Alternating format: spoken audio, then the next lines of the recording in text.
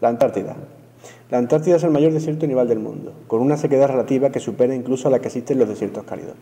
Aún así nos encontramos ante un ecosistema con una asombrosa biodiversidad.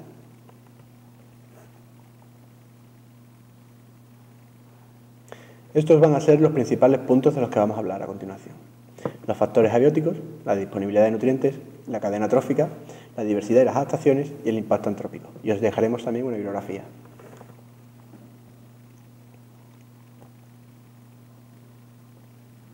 El ecosistema antártico está condicionado por una serie de factores abióticos. Estos son el clima, la localización y relieve y la hidrología. Nos encontramos en el lugar más gélido del planeta, donde se han alcanzado temperaturas mínimas de 80 grados bajo cero.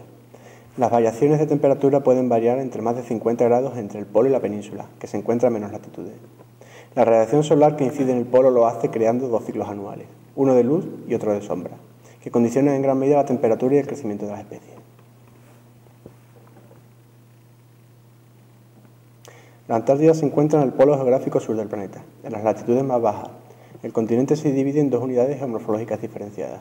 La parte oriental está formada por una meseta tabular con altitudes mayores de 3.000 metros y fuertes acantilados en las costas. La parte occidental se diferencia por presentar grandes cordilleras montañosas y volcanes activos.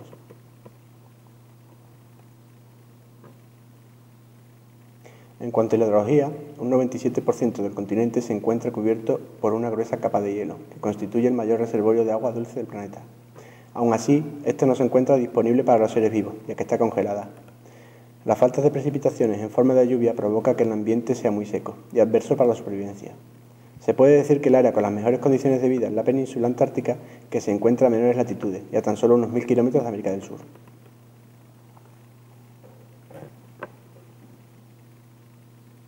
Vamos a diferenciar también entre los nutrientes en el suelo y los nutrientes que hay en el océano circundante.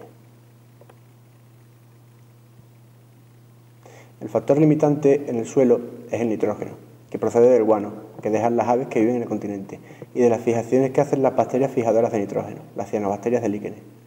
Una evidencia de la falta de nitrógeno es que existen más bacterias fijadoras de nitrógeno que reductoras, que hacen que su pérdida sea mayor y se acumule en el ecosistema.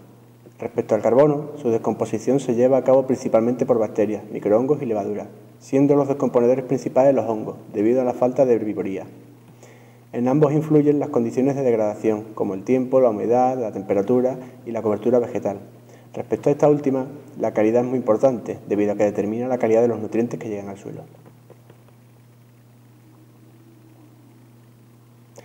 Al contrario de lo que ocurre en la Tierra, el océano tiene unas aguas muy ricas en nutrientes, que llegan desde otras zonas del planeta. El océano Antártico es un océano muy rico en nutrientes, que llega con corrientes de agua del resto del planeta y que afloran en esta zona. Sin embargo, a pesar de su riqueza en nutrientes, la producción planctónica es más baja de lo esperado, debido a que crecer en este agua requiere un gran esfuerzo para el fitoplancton. Otros factores que influyen son la radiación solar, debido a que en las épocas invernales la vida del océano se atenúa. Por ello, la producción primaria solo es posible en la época estival.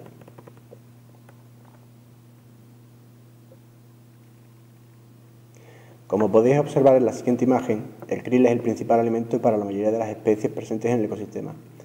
Muchos de los animales superiores, como los pinnípedos, cetáceos y algunos pingüinos, se alimentan exclusivamente del krill, y a su vez son alimentos de otras especies como las orcas. En esto radica su importancia para el ecosistema y los problemas que podría acarrear su extinción.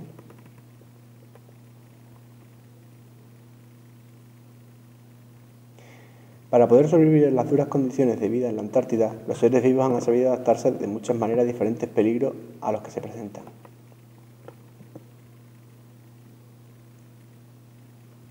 Los animales han sufrido una serie de adaptaciones con el tiempo para adaptarse a las bajas temperaturas, factor más importante a tener en cuenta en este ecosistema. Ejemplos de esto son las migraciones de aves como el escúa, que en invierno migran hacia zonas más cálidas. También los pingüinos, en la imagen, son destacables por ser animales que más se han adaptado al frío.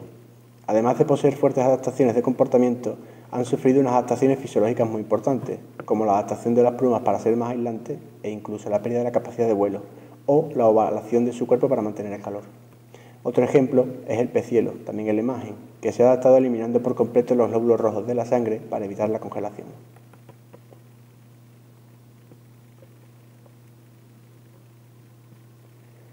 Las duras condiciones ambientales causan que el alimento sea otro factor condicionante de la supervivencia en la Antártida. Los pinnípedos se han adaptado estableciendo una jerarquización en cuanto a los estratos marinos para cazar. También se identifica una fuerte coordinación entre los individuos para la obtención de las presas. Algunas aves, como el caso del albatros de ceja negra, se han adaptado recorriendo distancias de hasta 1000 kilómetros únicamente para conseguir alimentos. Otro ejemplo puede ser la lactancia de algunos mamíferos, cuya duración se ve reducida a la par que aumenta la calidad de la leche.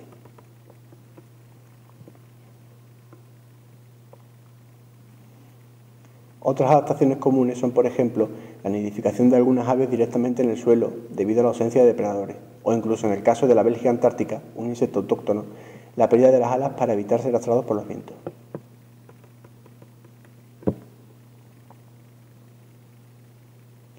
En cuanto a la diversidad florística, destacan pocas especies terrestres con flor, existiendo solo dos, las cuales se han adaptado a resistir las fuertes radiaciones ultravioleta y a conseguir rápidas germinaciones de sus semillas en cuanto la temperatura aumenta ligeramente. También en el caso de los musgos, se han conseguido aprovechar los restos de antiguas heces o del guano de las aves para obtener nutrientes. En el caso de las algas, por último, algunas se han especializado a vivir entre los poros de las masas de hielo, pudiendo derretir el hielo.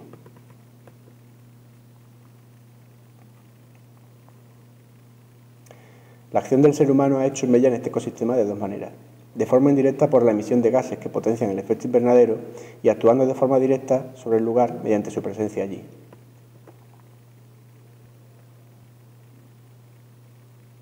La temperatura en la Antártida ha aumentado en los últimos 50 años en más de 1 grado centígrado, lo cual es 10 veces más que en el resto del planeta. Este cambio es debido a los factores del agujero en la capa de ozono, que afecta directamente los ciclos de congelación y descongelación, y también al proceso del Niño, que afecta creando corrientes de viento cálido que llegan directamente a la península antártica. En cuanto a la temperatura, está permitiendo que especies con una tolerancia al frío más baja estén acercándose al continente, pudiendo alcanzarlo si la temperatura aumentase solo unos pocos grados más.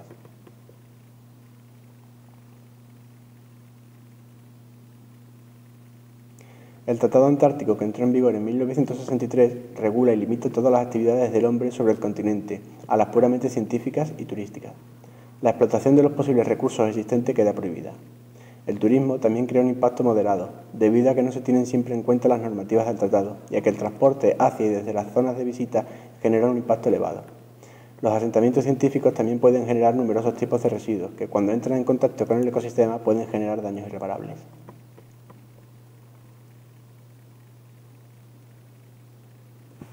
Finalmente, dicho todo esto, os dejamos aquí con una breve conclusión y esperamos que os haya sido útil.